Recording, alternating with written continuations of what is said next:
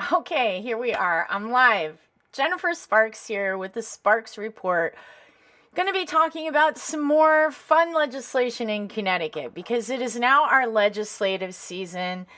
And, they're up there, they're quite busy doing lots of stuff. With our Senate Majority Leader, Bob Duff, and those of you guys that have been following me for a while, I've reported on Duff quite a bit. He is the Senate Majority Leader, and he is quite the vocal character. Definitely. So I have a press conference I'm going to play you just a few minutes of Senator Duff, and there's another senator with him. Let me pull this information up, and I'll tell you exactly what that other senator names. It's Senator Duff and Senator Mahar. Hopefully I'm saying her last name correctly. And those two have sponsored this bill that what it does is it grants immunity to librarians from lawsuit if there's some kind of something goes wrong or somebody files a lawsuit against them for books in school. And this is what we're going to get into this, what these books are, and I'm going to show you some images of these books, and we're going to talk about those. There's nothing else I can call them but pornography. I mean, call me crazy. You tell me. Leave leave something in the comments there, your opinion on some of these books that are in school. And it's really interesting how this whole thing is transpired, where it's like, oh, it's book banning, and Senator Duff comes out and he's going on and on about how it's book banning, and he names a bunch of titles of books that have been banned by people throughout, over the history, the different books that have been banned. I think The Color Purple's on that list, and Mice of Men, and a few other titles that he mentions. But none of these books are the books in question currently, right now, with groups like, say, Moms for Liberty, or any concerned parent that is just not a part of Moms for Liberty, but finds these books to be really concerning for children. We're talking here. So whatever adults want to read, that's fine and well. And if you want your kids to have these books, hey, we live in America, in a free country. I fully think the government shouldn't be involved in your personal life or banning anything.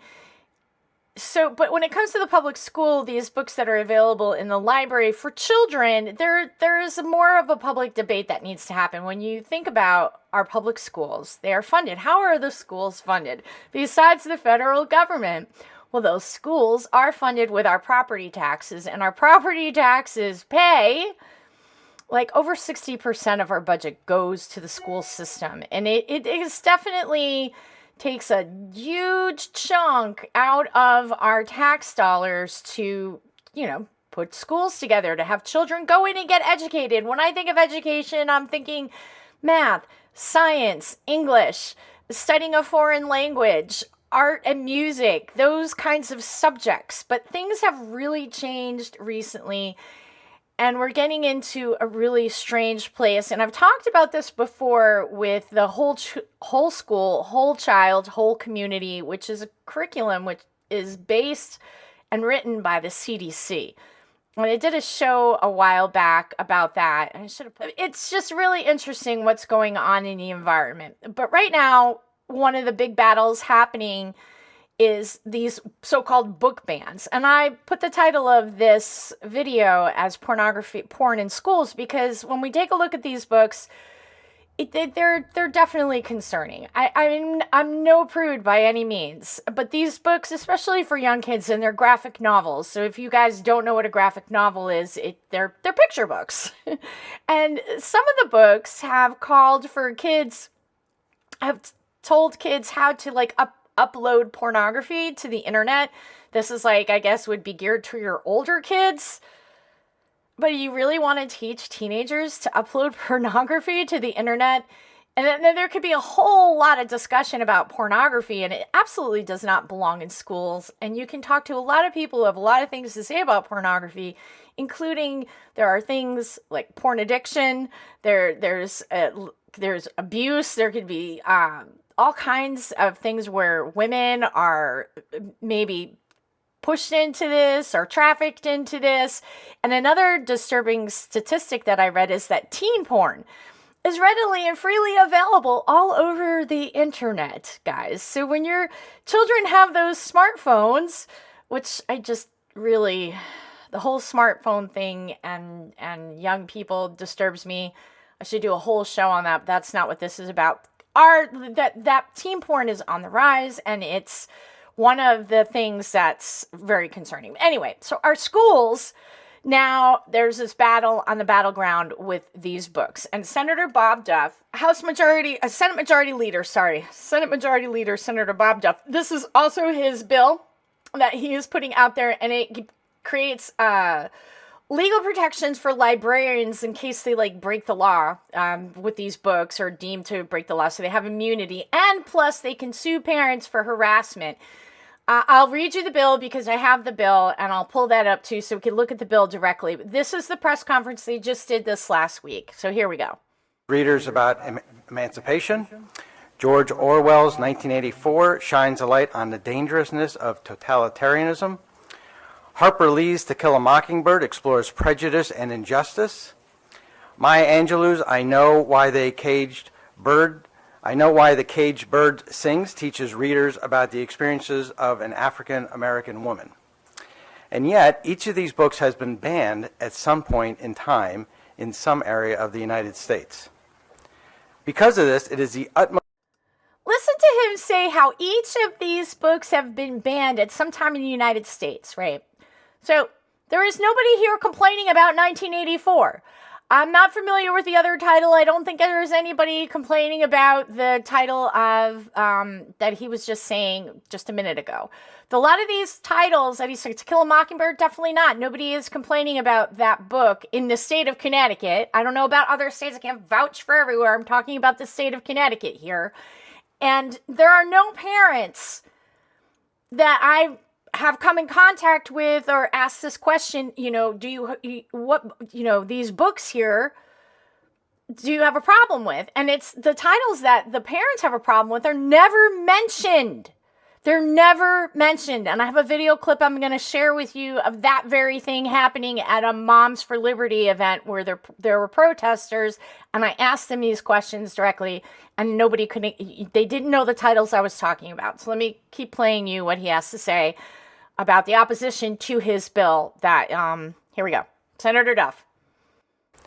Because of this, it is the utmost importance that all perspectives, beliefs, and ideas be accessible through books. However, it is often books addressing issues related to race, gender identity, and sexuality that are banned.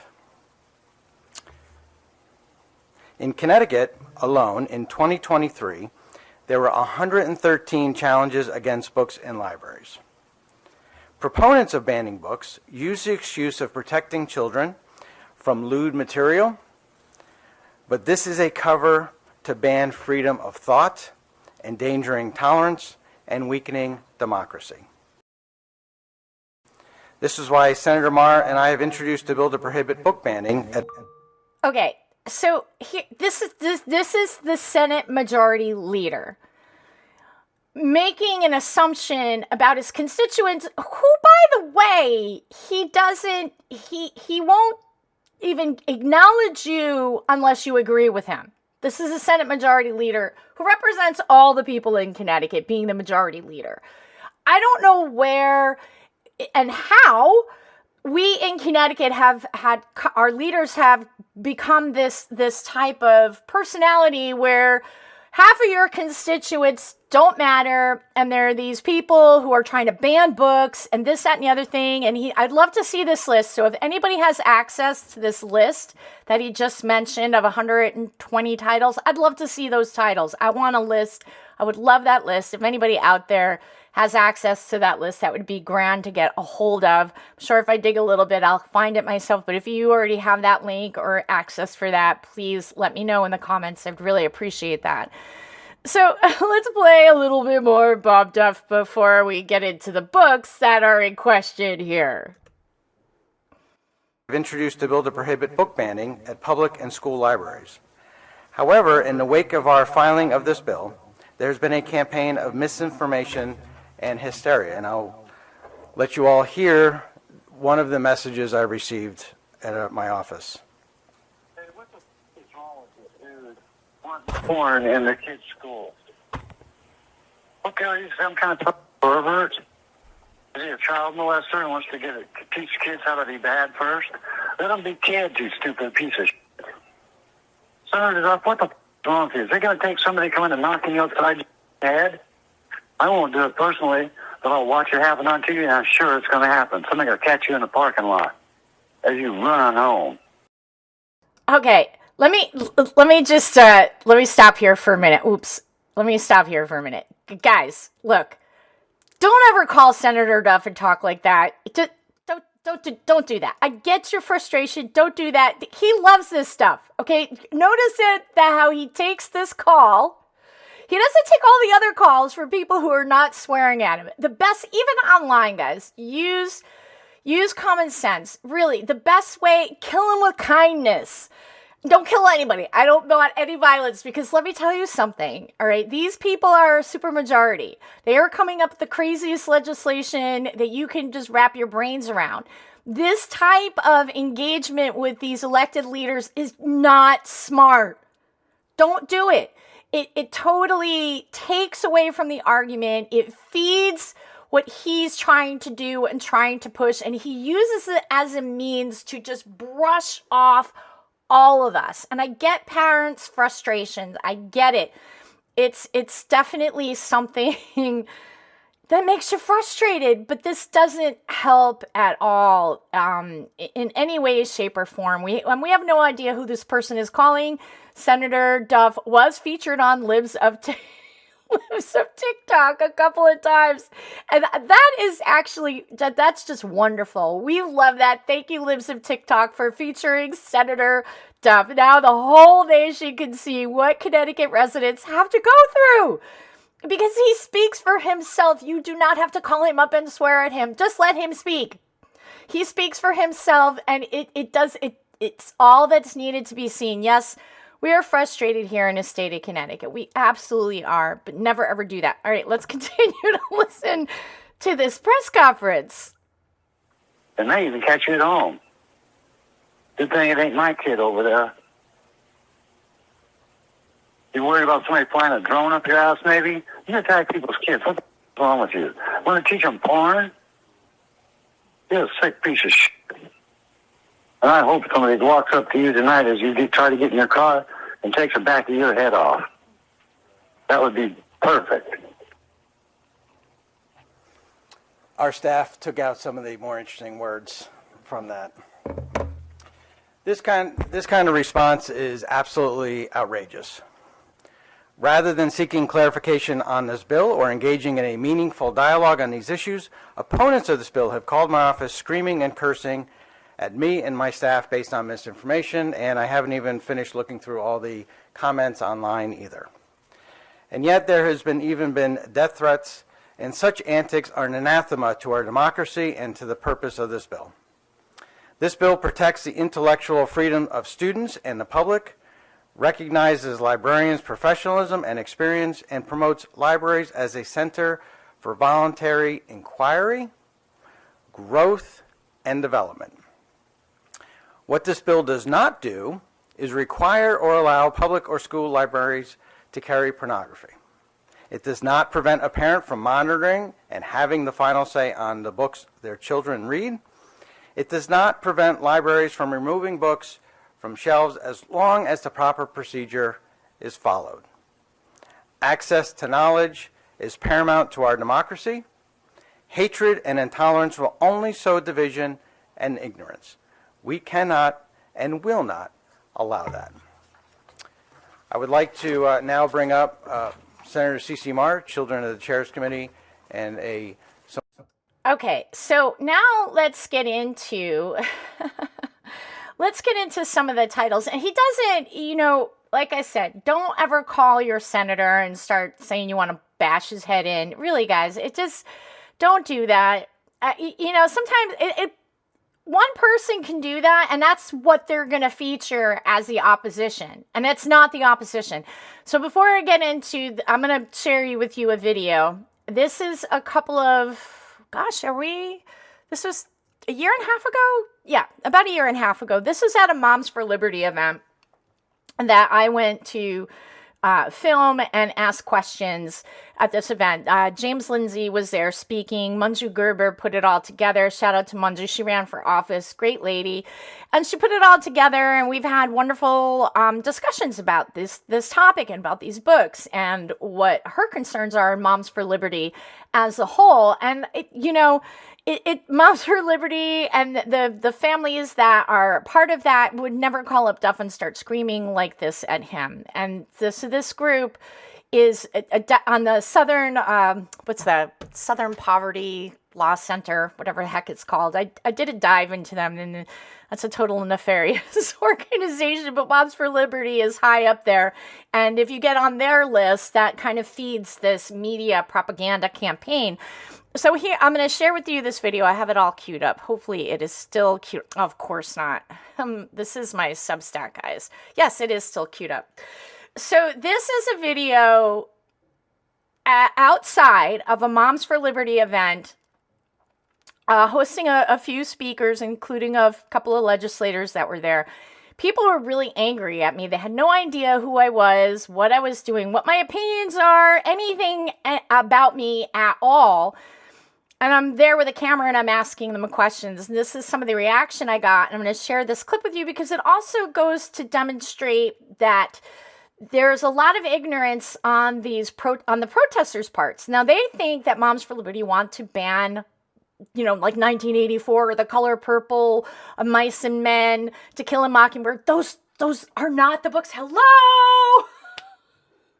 Those are not the books. And there's no book banning going. The whole argument is these books are inappropriate. They're pornographic. That's you look at these books, you let me know.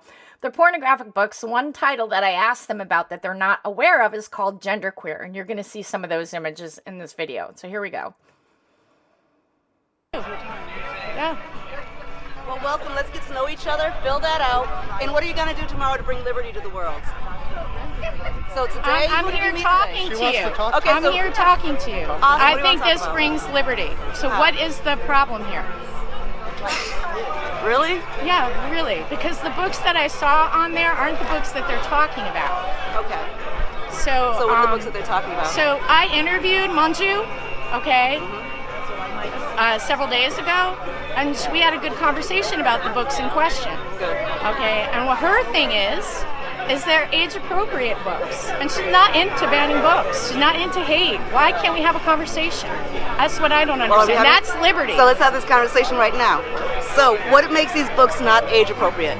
Well, genderqueer. Can I talk about genderqueer? Okay, when you have graphic pictures of children giving each other blowjobs, oh my God, that's a problem. Do you have a copy of that book? No, can you please share that book? I'm talking about genderqueer. I'm talking about the book Genderqueer. I would love to see some of these books that you guys keep talking about. I have never, as an educator, seen about my mom's age, but where's your adult children with you?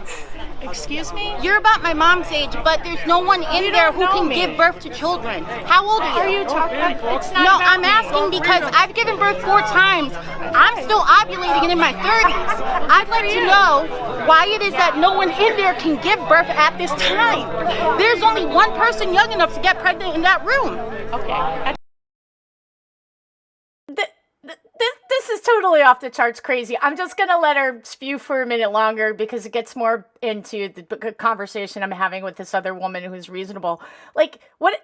This woman has no idea anything about me. Nothing at all. Or anyone in that building that's there to discuss what's happening. The books that I show in the video, because I went over there to talk to them, and it was just so funny. The lady's eyes just started to go wacky when I started to ask her questions, and she's like, then she refuses to talk to me, and then this woman is talking to me, and I'll continue to play the conversation, but all the books on the table, not one of them was the books in question. I would be able to understand better their arguments if they actually could stand behind these books that are actually in question, the things that people are talking about. So, here we go. Let's just play a little more here. Pregnant in that room. Okay. Here we go. Sorry about that, guys. I don't know why it's not playing. That's your opinion. No, really. No, but can I your talk to you? Because adult children honestly, are this not. book, They're Genderqueer, supporting this. I would They're love like to my sit with age. you Why and look is at that book together. But Excuse right me? now, like, honestly, right now, it's a straw man. It's bullshit. The What? book is not here. This book, Genderqueer. You're telling me about children giving each other blowjobs. You have no idea who I am. You have no idea how many queer children's I'm books. talking about a particular title of a book. And if Why that can't book was you give here, us that title listen, and show us an example. if that book was here, I said excuse me, exactly. what is your name? Person, what is your name? Right? Who are you? Excuse me? What's your name? What's your name? I'm Kimura. I'm just asking for your first name so we can have a conversation. So make one up. Yeah. I'll call you Sarah, okay? Oh, So by the Sarah. way, Kimura just got a big fat grant from I just heard this recently from a friend. Kimura runs an organization. I forget the name of the organization off the top of my head. And I want to do a whole show talking about these nonprofit, non-governmental organizations and the funding around those organizations. But she just got a big grant from Hartford. I believe a state grant. It could be from the city of Hartford. I believe her organization is out of Hartford. And again, they have no idea the book that's in question. This is just one title, folks. This is one title. There are many titles that are problematic for many parents here in Connecticut and around the nation that are having this battle with pornography in schools. You see the image of the little boys, they start laughing. They start, like, when I say that, I don't even want to say it, right? Depicting children having oral sex, right? So this is not okay. And even they agree a bit with their reaction, like the lady behind is she's laughing about it, like, oh, because it's really inappropriate. Nobody feels comfortable that these books in question, nobody's comfortable with them. So how are they in our libraries, in our school libraries? Okay, how are they there? That is the question. And what do these books actually teach young children? What are they teaching? Because I don't understand how teaching children how to give each other blowjobs is a good thing. I don't understand how that's a good thing. Okay, so Sarah. So Okay, I think so that should is be age appropriate. the end of that interaction with that video there. So yeah, that was... Anyway, let's now jump into this article. Hold on a second while I pull that up. Let me get you here. All right, hold on a second while I pull this up.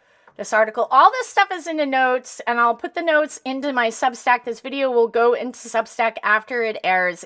I was able to put the notes in some of the platforms, but you can always go to my Substack to get all of the links and stuff like that.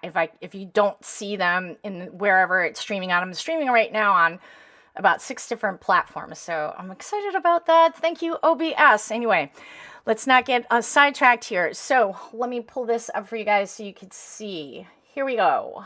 You guys can still hear me. So this is that are in question, and this particular book, this is actually from the Greenwich Patriots. So shout out to the Greenwich Patriots. I said Sentinel. There was 2 articles that I have to share with you, and one is from the Greenwich Patriots. Greenwich Patriots is a great newsletter, even if you're not in Greenwich, because they do a great newsletter, and there's lots of pertinent information that definitely is relevant to the whole state. Like this great article in here about the books in question that Bob Duff, it doesn't mention not one of these titles. If you are putting this bill together, you should at least have an understanding of what is concerning your sane constituents, not the constituent that says they want to, like, bash your head in. No, that is terrible. Nobody with any kind of sane mind is going to support that. No, we don't want to bash Senator Duff's brains in. That's ridiculous. Do not call up a senator and say things like that. You make yourself look terrible. You only add fuel to the fire and give him steam to roll on. Never, ever, ever, absolutely do not do that. And the sad thing is that anyone from anywhere could call and make those calls too. So it could even just be that it's like a troll call, and it's not even somebody in the state of Connecticut. It's just somebody who's, I don't know. Anyway, that's what he feeds on, that kind of stuff. Instead of make your senator answer to why it is okay to have, I'm really shocked here. Okay, I'm like really shocked here. Even with the bleep outs here on these graphic novels. This is not material that I'm a taxpayer. I don't want to pay for this material to be in our public school libraries, okay? I don't think it's, do I want this book banned? No, if you want to buy this book, go for it. But you don't need to put it into the library. There's no reason to do that. That is not acceptable. This is unacceptable. Really. It's perfectly normal. These are some of the titles. So Juliet Takes a Bath. It's Perfectly Normal is the book that talks about uploading pornography. I'm pretty sure that is in It's Perfectly Normal. And so, like, this is Let's Talk About It. No, this is the one that does the pornography. Check this out, guys. I don't want to zoom into, like, these. I mean, like, look at this. This is insane. But in this particular one, it says the online world is also what's this? Also chock-a-block full, a chalk block. What's a chalk block? A chock-a-block full of pornography professionals and amateurs alike sharing their sexy adventures online. Let me just, I want to try to, like, skirt that out there because that's just too much for me. I'm like, this is awful. Let me see if I could really blow up this part. This is what I want to read to you. And as you could see how uncomfortable it is to blow this up so I could read this graphic novel. This is in our schools, okay? These are the books, Senator Duff, that are in question. I'm fully against violence. That caller who called you and said all that terrible stuff, that is totally wrong. I fully support you in the fact that that's wrong. That is wrong. Now I want to have a discussion about these books. As a constituent of yours in the state of Connecticut, you represent all of us. And I would think that it would behoove, and no, not I would think, it would be proper for you to talk about these books. Because nobody ever wants to talk about these books. So this is a book in our school teaching children how to upload pornography. A great place to research fantasies and kinks. Safety. A great place to research fantasy and kinks safely is on the internet. Safely. Oh my God. How could this be in a school? How is this in school? How?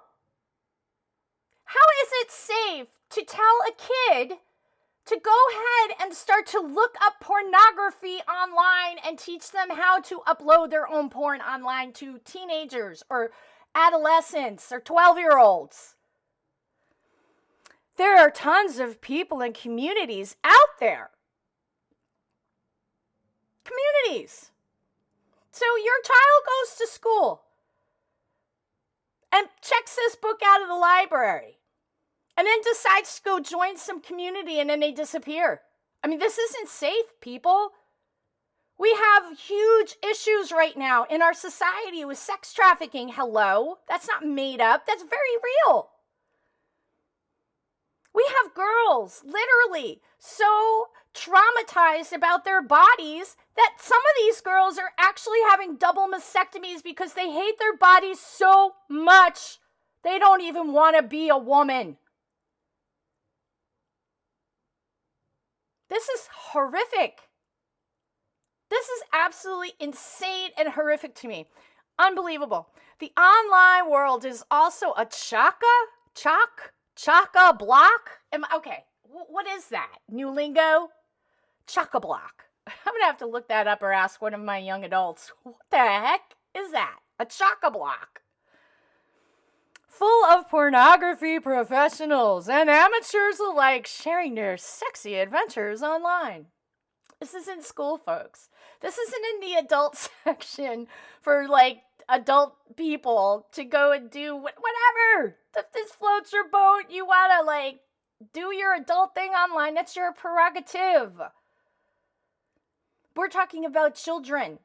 We're talking about, this is a book, this Senator Duff, I want to know why You are putting a bill forth in the state legislature that sanctions this. So is that why the librarian needs to be liability free? Because if your child uploads pornography on the internet and something horrific happens to that child, there could be a myriad of horrific traumas that could happen to a kid for uploading pornography. And as I said at the beginning of this video, there is so much teenage porn online. It is insane. I'm just absolutely stunned.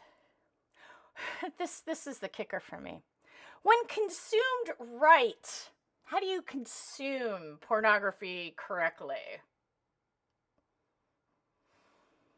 When consumed right, porn can help you discover new aspects of your sexuality and help you safely explore kinks and fantasies. Good God. But no mention of what porn can do. I would love to have an interview with there's so many people that have things to say about addiction to pornography, poor body image, especially with teenagers, how toxic this actually is for young girls. Like, we have an epidemic of rapid onset gender dysphoria in this country. They call it rogue, or something like that. ROG. It's an acronym for rapid onset gender dysphoria. And these girls are so traumatized. Many of them who detransition later, because yeah, that's actually a thing, whether the politicians or the media wants to try to censor that or say you're hateful because you are standing up to say, hey, let's all be sane here. No child is born in the wrong body. And when you say a child is born in the wrong body, you are subjecting that child to a lifetime of medicalization and the potential for permanent mutilating themselves, mutilization. Did I say that correctly? Sorry, jumble full of words.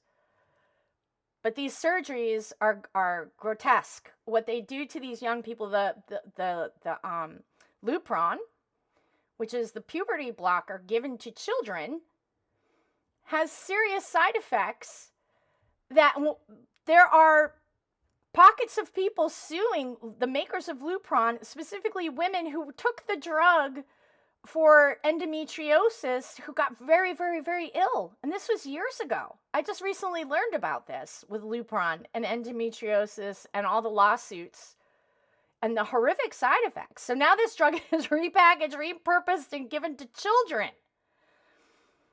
And this type of material, when you see this being promoted, and then we see this huge rise in young girls who want to bind their breasts and not be women. These detransitioners come out and say pornography had a huge impact upon them. So this is not okay to be promoting this type of material in school. It doesn't belong there. So here's the last part of this. But depending on your age and where you found it, porn can also be unethical or illegal to watch. Unethical or illegal to watch. Oh my God. Look up interviews with your fav porn stars. Go to the sites where they recommend and pay for your porn. Are you kidding? Are you freaking kidding me? What? I'm not, this, I am, what sane person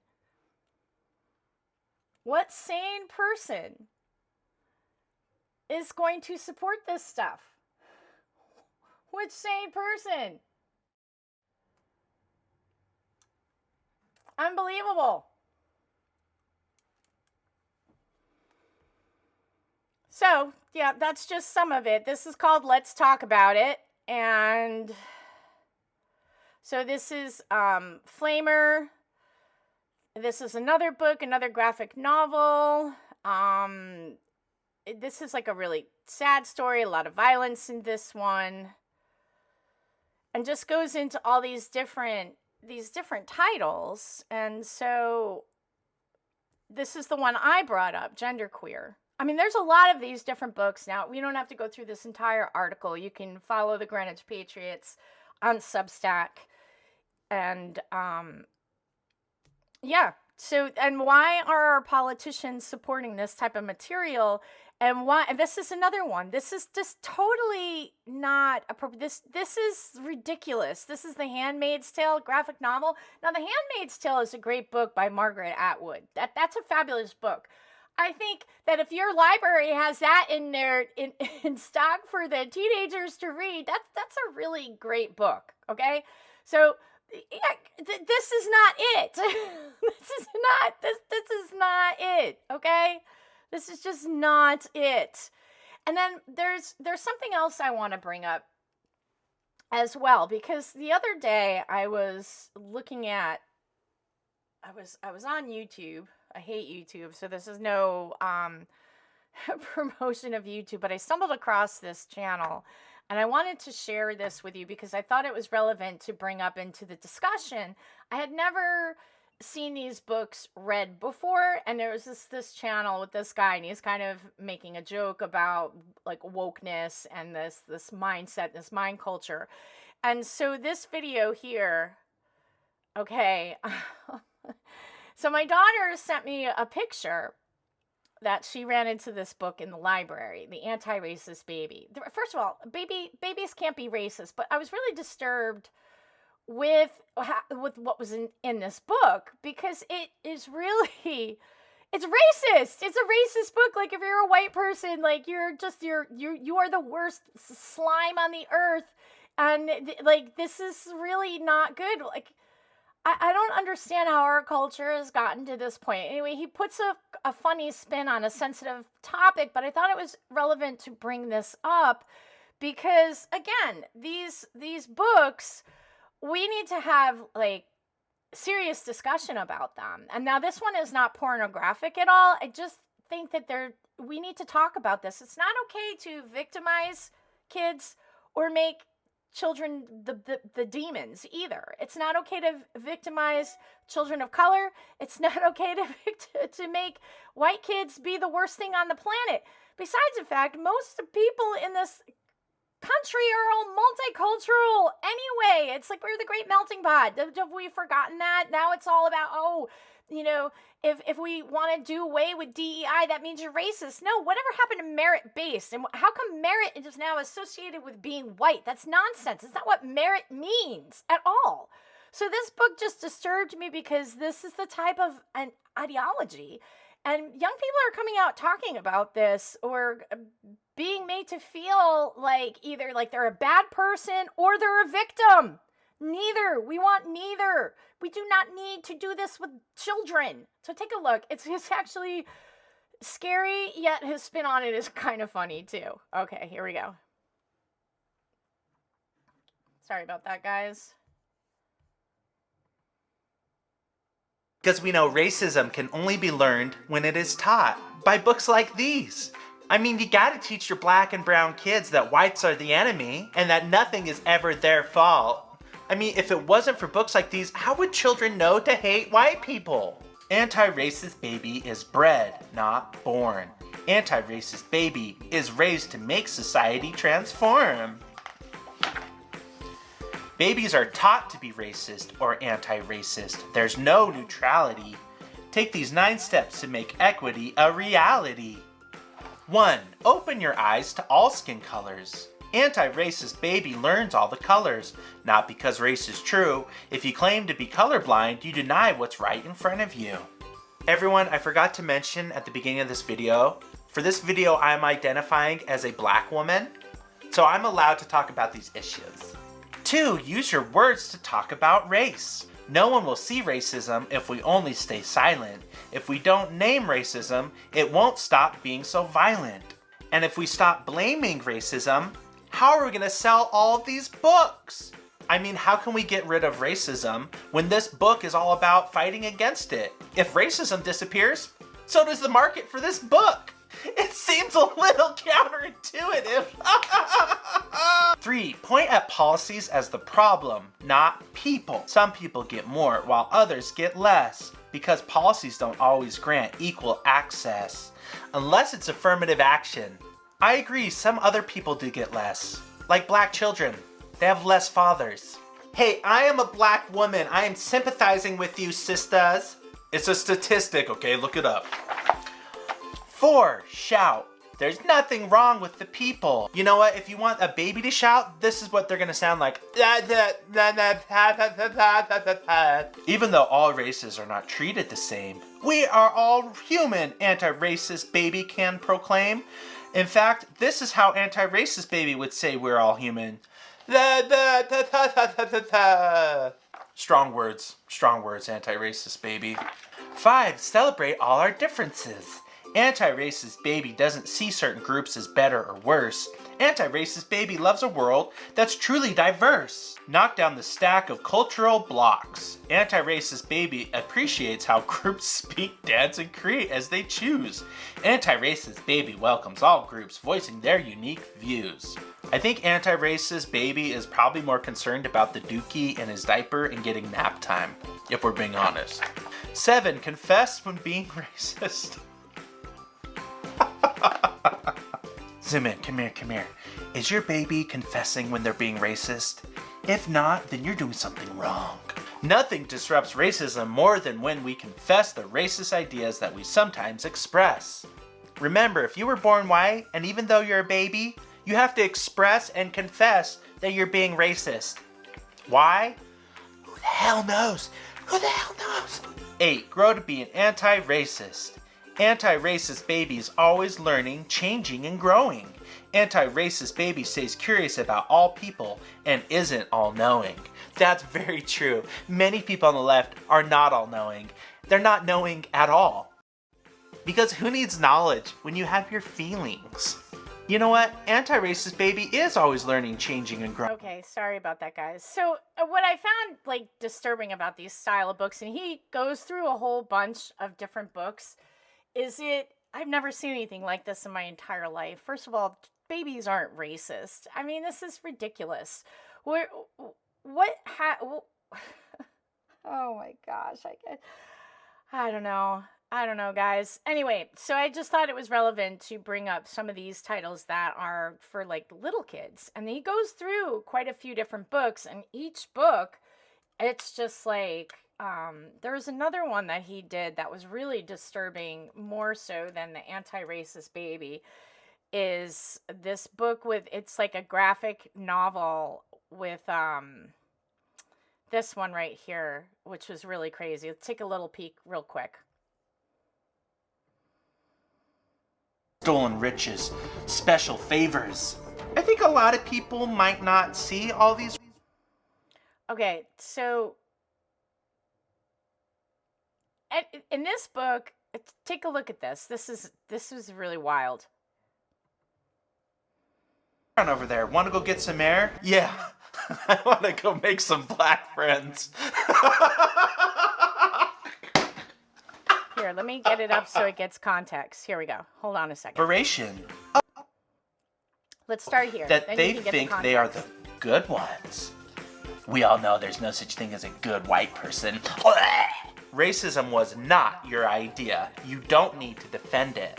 You can bring your curiosity to learn about it and see that it's true. Many white people did things they never should have done, including you for being born! Evictions, denied voting rights, denied opportunity. Many other white people failed to see the problem with this. Some white people joined the leaders of black liberation.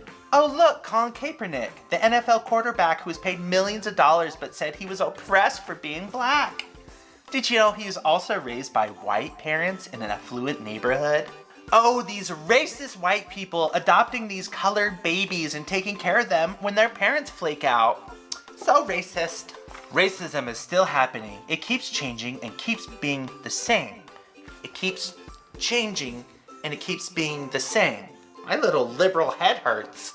That doesn't make a damn lick of sense. It keeps changing and keeps being the same. But sometimes connecting means opening, and opening sometimes feels like breaking.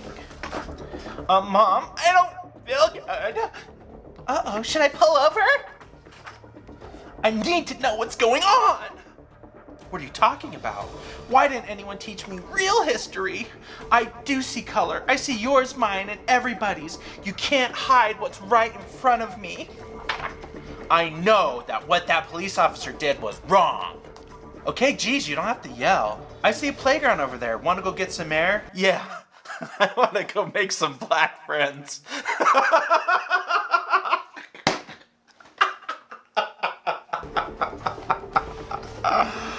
Oh, your history is not all written yet. What do you want it to say? The end. Whiteness is a bad deal. It always was. Contract binding you to white. Whiteness is a bad deal. It always was. Whiteness. You get stolen land, stolen riches, special favors. I think a lot of people might not see all these riches. Whiteness gets to mess endlessly with the lives of your friends, neighbors, loved ones, and all fellow humans of color for the purpose of profit. Your soul, sign below. You can be white without signing on to whiteness. It's strange. If you're a white person, you can never not be racist. You're inherently racist just because of the color of your skin. It doesn't seem to matter how much you deny racism or become an ally. It begs the question, why would a white person waste any time or money trying not to be racist if by virtue of being white, they've already signed the whiteness contract? When it comes to being white, it's not innocent until proven guilty. It's guilty as soon as you were born. Next up is A for activist.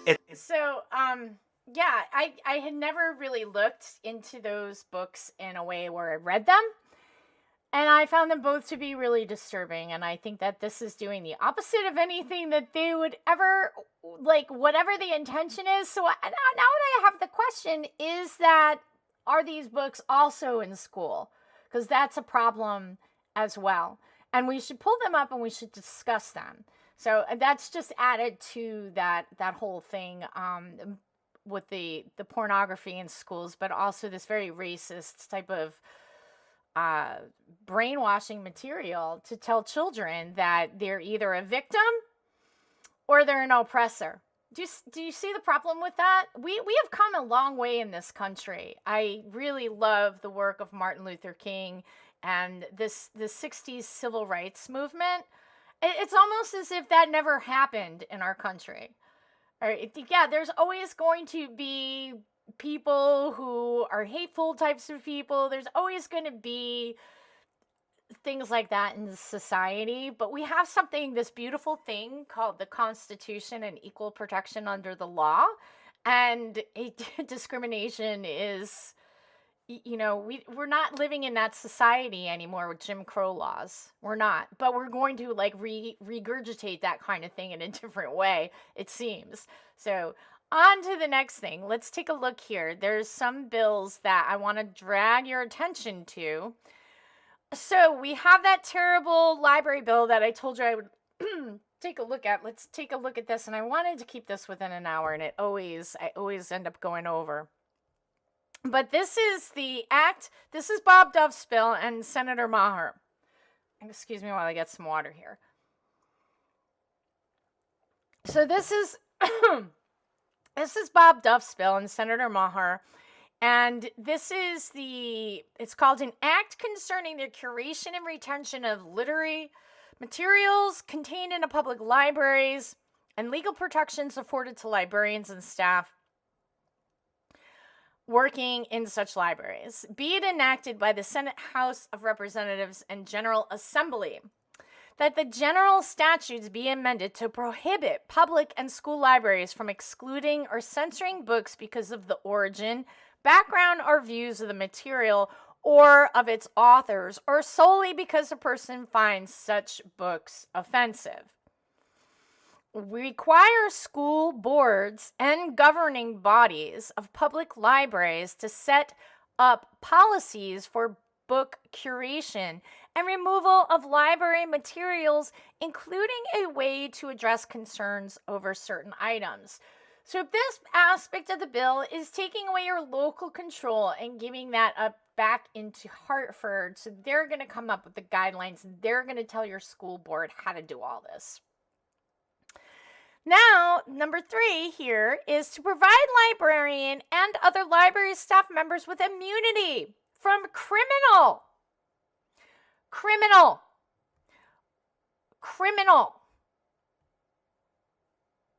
and civil liability. Now, why would that be, Senator Duff? Would that be because some of the said books that we're talking about here that are concerning or teaching children how to upload their own pornography to the internet and join online groups of pornographers? Gee, I could see how that could be a bit illegal and get you in a bit of trouble now.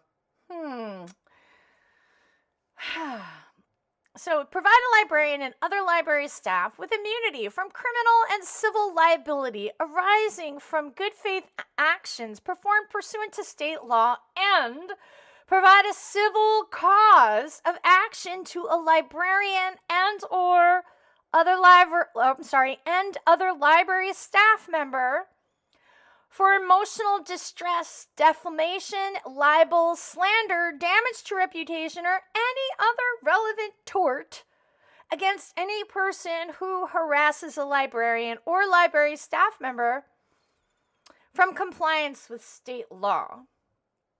So, the librarian can turn around and sue you if you're a concerned parent and you do not want these pornographic books in your school.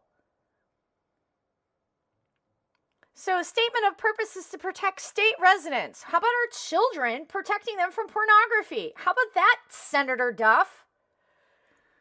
To protect state residents by prohibiting public and school libraries from censoring books and providing librarians and other library staff members with legal protections, including immunity from criminal and civil liability for carrying out related duties in accordance with state law. It's like they had to say that twice.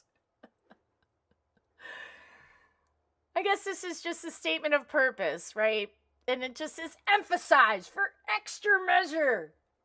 Right? What? So, and I got to give it to you, here, let me bring you guys over to here really quickly. Nope, that's a General Assembly website. And really importantly, you guys should all familiarize yourself with this website. Please do. It takes everybody to kind of look this up. And besides, it's really fascinating when you catch these guys in their, in these meetings and press conferences, and you hear how the sausage is being made about laws that are going to directly affect your life. You can sign up to find your legislators. All you have to do is press in the town, the street name, your number, and you're going to find out all kinds of information, even your first selectman. Okay, if you don't know that, which I think most people probably know those things at the very minimum. And then you can also track and find bills as well. So this is a great resource. I recommend that everybody really acclimate themselves with that. There was some other thing I wanted to share with you. There's a counter bill. And this is brought in by Representative Delphine and Representative Mastro Francesco. To counteract this bill. But guys, we're in a supermajority. This is from the GOP, the very vocal, brave section of the GOP. There's just a handful of those folks there, and Representative Delphine and Mastro Francesco are wonderful, and they've definitely been out in the trenches with constituents, and they're the underdog in a supermajority. So they put out a bill, an act prohibiting the availability of sexually explicit material in public school libraries.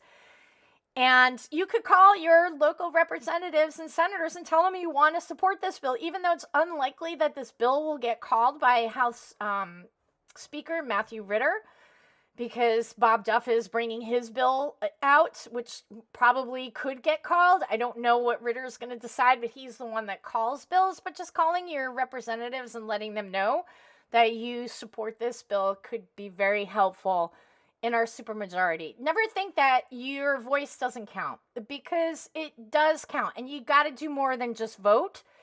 It is extremely important that people start to realize and understand that being a citizen in the United States is not a passive thing. And I really think that they've taken civics out of schools and replaced it with social studies to deaden the understanding of our Constitution, because if we had a populace that understood the Constitution, things like anti-racist baby would never be around, because we have come to a point in history and in life where we have an understanding and a living, breathing Constitution that protects our inalienable rights and equal protection under the law. No one should be excluded or picked on for their race, their gender, which is only 2, guys. And even if you are trans, you know what? I'm not ever going to be mean or cruel to you, and never, ever, ever support that. However, I just like to be in the realm of reality and respect women's spaces, but that's on a whole other thing. And all these weird books that have come into our schools to supposedly create this tolerance only leads to children being introduced to sexually explicit material that isn't good for them. This is not good to do that. Children are innocent. Keep their innocence. Don't teach them how to upload pornography to school. And teach them about the Constitution and what it means to be a citizen in the United States of America. That we are, and we all, every man, woman, and child has the same rights under the law. Everybody, no matter your skin color or anything. But there is no special class, okay? None. It's called equal protection under the law. We don't teach civics anymore. They're just social studies. What is that?